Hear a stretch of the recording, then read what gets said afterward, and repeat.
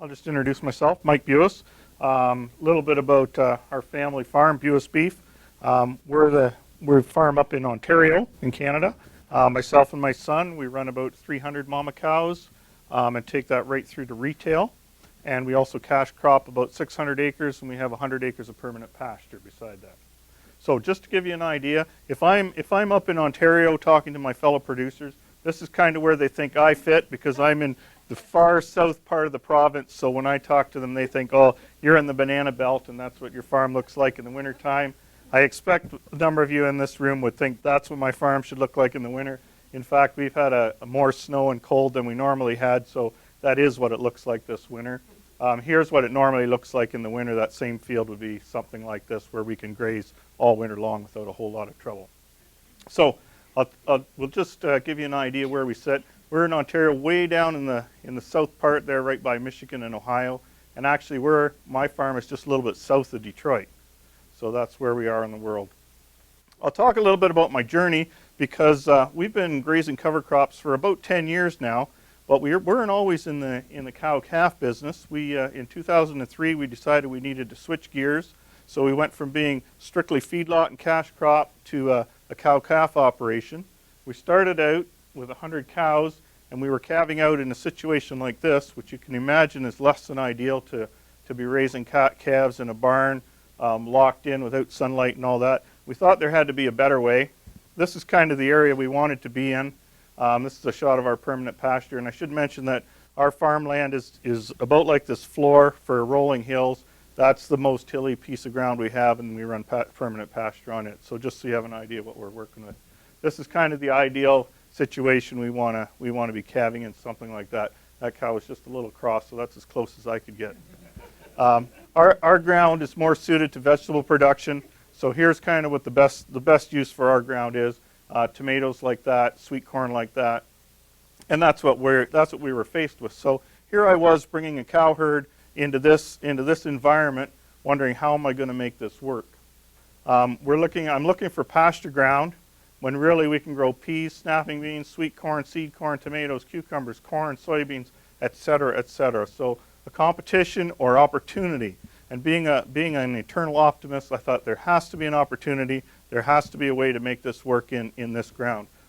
Incidentally, my neighbors are trading ground between 10 and 16,000 an acre. So that's kind of the dollar value we're looking at. So I couldn't afford to put ground into a permanent pasture. Started very simple, and I like to keep things as simple as possible. It works best in my operation. There's only 2 of us that are full-time, so we need to keep things simple and straightforward. The easiest thing for us to do is after a wheat harvest, drill in some oats, kick some cows out on it, and they graze that really well. Unfortunately, with just a little bit of oats and some wheat stubble, it doesn't last that long. So we needed to come up with some different solutions, something that was going to work a little bit better, a little bit longer in the grazing season. So we started looking around, and my enthusiastic fencing crew there in January, we drilled some posts and strung some wire, and you have to appreciate this is cash crop ground. There are no fences, there are no cattle, and so when my neighbors started seeing me do this, they were quite convinced that I was going completely crazy, and it was good fodder for the coffee shop talk for quite a while, because they just couldn't imagine anybody would fence this cash crop ground off to run cattle in it. So we started looking around to see what we had available. This would be an old alfalfa field. We'd taken 3 cuts off, and this was the 4th cut that came up. We just didn't bother cutting it for the fall to let it overwinter. That was sitting there vacant. We could graze that. We had lots of corn fodder sitting around all over the place. We could graze that really easily. We had some corn silage ground. We threw some oats into there. That made really nice grazing ground. So we had all these other things. We started to think about how are we going to make this work. If we're going to graze these cows, we want to be able to have forages that are available when we need them. So this is kind of just to get your mind around, if we want to graze in the fall, what kind of plants do we need in the field? We want to graze in the spring, what kind of plants do we need there to make that happen? And also, just because we can grow a plant, grow a cover crop, doesn't mean it's going to make good feed for the cattle, doesn't mean it's going to be enough tons to the acre to make that viable for the crop. Appreciate the fact that this is just an example that different crops will produce different yields, and every year will be different, and I'll show that to you when we get to it in a minute or two. So grazing something like that works really well. Following corn silage, you can get a lot of tons of feed, and very simple, very easy to grow. So that's oats after corn silage. So here's kind of what it looks like as we're putting the cows out in there. Also the ears of corn, they'll go through, they'll find every ear of corn, which is a word of caution. If the first time you're grazing corn fodder, be really careful, because those cows go up and down every single row and find every ear that's missed. And if whoever's running the combine missed the wagon with the spout and dumped a pile of corn, they'll find it for sure the first day they're out there. So you want to be just a little cautious about those little whoopses. Of course, once you get a frost on some of those oats, they kind of look like this. You've lost some feed quality, and but you're still grazing. Cows are still in decent condition, and we're still doing okay grazing that kind of stuff. There's another shot of it. And appreciate the fact we do have windbreaks around, which was the reason we started growing cover crops in the very first place. We're sandy loam soil. We're prone to wind and water erosion. So anywhere we can get windbreaks in to slow that wind down was helping. The cover crops really help to hold that soil in place. Interesting enough, sometimes you'll see my neighbors who do a lot of tillage. You'll see my property like a little postage stamp with white snow, and everybody around with the brown snow. So we can see we're doing things right. We're holding the ground into place. And here's some rye into sweet corn stubble. We just broadcast that on top. We normally get sweet corn off early enough that we can get good establishment of the rye. And this is the following spring coming into that to graze. We don't like to disc it in or drill it in, because we don't want to disturb those stalks. The stalks are feed, so we don't want to lose our feed. Here's kind of what that rye looks like down in the bottom in March. So we figured out we needed to, we got all these different scattered things going on around the farm. We better figure out and see if we're making money, if this is working, and we better have a plan and see if we can, see if we're going to do this. We better do it right, see what happens. So thought we better put some numbers to it. So the 8th of January, we kicked the cows out, and the reason we waited till then, we had preg checked them by then, so we knew we were putting our bred cows out. We wanted a bit of frost, so we're not going to wreck the ground. So we waited till the 8th of January to kick these cows out. So they were on 20 acres of rye and sweet corn stubble until the 29th. Then we had that 40-acre field of alfalfa you saw, rye and oats, another 40-acre field. March the 5th, we switched into some oats and rye in the wheat stubble. And March the 20th, we were in some sweet corn with the rye stubble in the bottom. So that's what the alfalfa looked like in January. Like I said, we don't normally see a lot of snow. This would be just a little bit later in January. The snow's melted off, and here's what we're grazing on. So lots of feed in there. The oats and rye still looking a bit green underneath the bottom. The rye, the oats have frozen off. A good grazing field right there. Here's the rye and the sweet corn stubble, and lots of good feed coming up in there. Here's another shot of that. So you can appreciate how much feed we've got in there. So what did we do? 145 acres of crop residue and cover crop. We kicked out 160 bred cows. So on January the 7th, these girls took about 7 tons of silage to keep them happy for the day. On January the 8th, they went out to field to graze. So we shut off the silage wagon, and that was all the feed they had. So we grazed for 82 days. We didn't add a stitch of feed. We didn't add a bale of hay. We didn't add anything until March the 30th. So did it pay? Of course it did. We saved about 574 tons of feed, which put a number on a ton of feed. I put 25 on there, a little over $14,000 just in feed savings. We didn't have to harvest the feed. We didn't have to haul it. We didn't have to feed it. We didn't have to clean any manure out. So our cover crop return worked out to about $99 an acre to cover our seed and establishment costs. As a bonus, we got the roots, we got the soil structure, we got the nutrient capture. Another bonus, we had the wind and water erosion protection. That's kind of what that field looked like in January. You dug that down, and just a little close-up of that. You can see the roots in there. That's just the roots from that little bit of rye growing on top. So you can appreciate how good that's helping our soil down underneath. Part of the problem with our situation, we grow a lot of vegetables, as I mentioned. Those vegetables are harvested regardless of the weather conditions or the soil conditions. they're based on the vegetables ready to harvest. Thou shalt harvest it today. So we're in less than ideal conditions. We're really tramping. We're really beating that ground with the big equipment harvesting the vegetables. We need something that's going to help protect our ground and bring it back to life after we're done messing with it like that. So here's November 13, 2013. We're putting oats, barley, and radish. So we started with some blends. We started off just basic rye. Now we're into some more blends, and we're finding those the mixtures are working much better in that mixture. So this is just broadcast seeded over top, and you can appreciate we've got a good bit of fodder, a good bit of grazing there, and that's kind of what the radishes were looking like at that time. So going on into December, early December, here's what it looked like. Lots of grazing. We got some good field, a good field of a grazing opportunity there. So when we're looking at planting, we got to keep in mind, how are we going to get it in there? Are we going to drill it? We're going to broadcast it. What time of year are we doing it? What kind of availability of equipment do we have? And are we going into a standing crop or after it's harvested? With the sweet corn harvested early, it's real easy to go in with a spinner and spin the seed out. Commercial corn is a little more difficult because we're quite a bit later. So, and everywhere in between. But that's the end result. We want a good stand like that going into the winter. Tillage is an option. Like I mentioned, with the vegetable crops, we're harvesting in less than ideal condition. So we do put some ruts in. We do some compaction. So we need to level those off and dig some of that up if we really wreck the ground. So we need to plan ahead of time. This fall, I learned that lesson full force, late summer, looking for some cereal rye. Couldn't find it at any price. So learned my lesson that if we've got a plan to grow certain cover crop, we better make sure we got the seed in place earlier than the day we need to plant it. We ended up putting in a bunch of winter barley this year and oats, and we'll see how that works through the fall and winter. Looked good.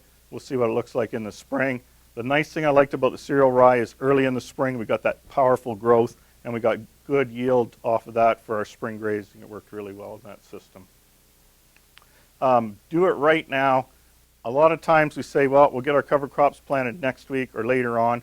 In the fall, we've got such a narrow window to get it done. We need to plant it in as soon as we can, so we're almost following the harvesting equipment, trying to get our cover crops in, even if we just have to do a little piece every day just to keep current. Seed production may or may not be an issue. With oats like this, it's not an issue. It'll freeze off. Those oats, we don't need to worry about that seed being viable. Oilseed radish, on the other hand, if it bolts and goes to seed, you may not like it the following year. Mixes, we find that we're working really well, putting in a few different types of mixes together just to give us a variety. Something will grow somewhere in the field, and that seems to be working good. Try it small first so you have small issues. We wanted to see not only which cover crops would work good in the system, but will the cows eat them? Kind of defeats the purpose if the cows don't like them. So this trial we had some field peas, we had some oats, we had some sweet corn, and a few different things mixed in there. So that's kind of what the oats looked like. The peas were like that when we were grazing. This is ryegrass and spinach. Actually, I think there was some clover in there too. Green beans. Here's some green beans and red clover. And here's where we were grazing. And I should mention that the area that I'm in is vegetable production, obviously, but we have good access to discarded seed, so the price is right on some of these weird things, which was why we could afford to grow spinach as a cover crop. So we kicked the cows out. We cross-fenced it so that they could have access to each one of the trial runs, and we wanted to see what they were going to eat, what they were going to prefer, and what was going to be left at the end. Long story short, by the time we were done the paddock, they chewed it right to the ground. You can see my son there walking across the wire. You can see they've eaten right up to the wire. If you look just to the right of his shoulder, you see the aftermath of some velvet leaf. That's the one problem we have if we're going in no-tilling or whatever with our cover crops, that some of these weeds will go to seed and could cause some issues. So you can see some more velvet leaf sitting up in there, and that is a problem because the cows do not like to eat that. So you have that extra seed for the following year. Sweet corn, of course, when it freezes, doesn't look quite as appetizing, and it doesn't look as good as it did when it was nice standing corn. It looks a little less feed value there, a little less amount of feed. Spinach, on the other hand, the cows just seem to just devour that. That's what it looked like going into January. Here's what it was like the following year. It just Not a lot left, but the cows still worked at it. March rye pasture, this is where we want to be calving. Just something nice like that. Nice clean pasture, good for calving on. Winter wheat, not a lot of grazing opportunities there, and we need to be a little careful that we don't destroy it if we're going to keep it as a cereal. Tomatoes, we had some of this. This was left over. We didn't quite know what to do with it. We ended up grazing it the following spring. Surprisingly enough, the cows seemed to clean up all the peelings and whatnot, and the rye was coming through there nicely in the following spring. Just plain old corn stalk grazing, that works good. We tried subdividing some of our fields to see whether it worked or not. Long story short, just made extra work for me. Now our smallest paddock is 50 acres. The biggest one is 200, and whatever size the field is, the cows seem to get along pretty good no matter what. We don't bother dividing it at all. We do, of course, have some challenges. We've got seed cost and availability, as I mentioned it. How we're going to get it established. If there's no fence, obviously it's really tough to graze it. Do we have to kill it if it's going to regrow? Are we going to move the livestock every day? Are we going to move them from one farm to the other? What about a water source? And we've been fortunate if we get a little skiff of snow that the snow does very well for the cows over the winter. We do, and all of our paddocks have access to a water bowl of some description. No-till in mud, that's one that's really difficult to use in a sentence. I'll show you some mud pictures in a minute, what you may or may not want to do. And we want to find out what's going to work in certain fields, which one we have the advantage. Seed supply, you want to be really careful where you get your seed from. If you're buying bin run seed, you can run into some issues. This is gypsum weed, which is actually fatal to cattle if they eat it. You may not want to have that coming in with your seed supply that you're planting your cover crop to graze on. Chickweed seems to be a poor man's cover crop. That one comes in wherever we don't have a cover crop planted. That one will fill in the spots. Winter wheat, you might not want your winter wheat field to look like that if you're planning to harvest it. Alfalfa, you probably don't want an alfalfa field like that. That's kind of what it looks like. You can see where our cross fence was, where the cows had access to that field. They've pugged it up pretty good. The other side where we kept them out of still looks pretty good. This, we're starting to do a bit of damage. And we questioned our sanity when we started doing this. And just to explain, this is a little strip, so I had winter wheat, so I fenced the cows off because I didn't want them on it. They had access to this strip to go basically from one side of the farm to the other so they could graze both sides. They tromped on this from November till the following May. That's what it looked like. My local Pioneer dealer came around and said, "What do you plan on growing there?" I said, "I'm going to grow some beans." And he said, "Well, if you can make beans grow there, I'll give you the seed." I said, "Okay, challenge accepted." We worked it down. We grew some soybeans there. We were 3 bushels less on that piece than we were on our average farm for that field. So did we hurt it by tromping it that bad? I don't think so. It seems the cow's footprint doesn't seem to do as much damage as you would think it does by looking at that. Now keep in mind, we've been in cover crops for a number of years, so this is not just the first time doing it. So we've got some good armor on the top. We've got some good soil structure that can handle that. We'll talk a little bit about weather and unpredictability. December 15th, 2013. There's February, same field. Here's normally what we'll see. We can graze in between as the snow melts. Cows will work their way down through that snow without an issue. And here's January 20th. We had a bit of melt. A week later, here's what it looked like in 09. And you can see to the right where they've grazed it almost to the ground where they went through the snow, and the other side where we still have lots of feed left. Every year is different, so watch the crop, not the calendar. March the 26th, 2005, we kind of got that. Here's my son pointing to a dandelion. Guess when that one is? That's January the 12th, 2013. Now you know why my friends in Ontario think I live down in the tropics. Here's what it looked like last week. We got a bit of snow, so really unpredictable weather. Rye, you can expect like that. January, February rye looks nice and green. March of 07, here we are grazing. March the 6th, 2010, lots of nice feed there. 05, look at that. St. Patrick's Day, 2012, lots of feed there for that cow. She's quite content. We need a plan B. We can't always expect to get lots of feed every year. If we go into the end of the spring or into the fall grazing thinking this is what we're going to be grazing and this is what it looks like, we're going to have cows standing in the field saying, now what? So we need a plan B, and we do bale up some of our neighbors' cover crops as we need to, just to give us a buffer for some extra feed. We've actually got neighbors that grow cover crops that want the tops off so they don't have to deal with all that trash, and we offer the service of taking it off their hands and baling it and getting it away. We also do that with some corn stalks, just to help our neighbors out, and we take about 500 bales of corn stalks off of our neighbor's field, just to help them out and provide us with some extra feed source. So here's where we thought we really needed to be to raise cattle. We moved to that, thinking that would work, and it does. We added some cover crops, made it even better, did a few trials, saw what worked and what didn't work. Here's where we are today. This is where we like to calve on something nice and green. Everything just works a whole lot better when you can calve out on something like that, as compared to the first picture I showed you in the barn.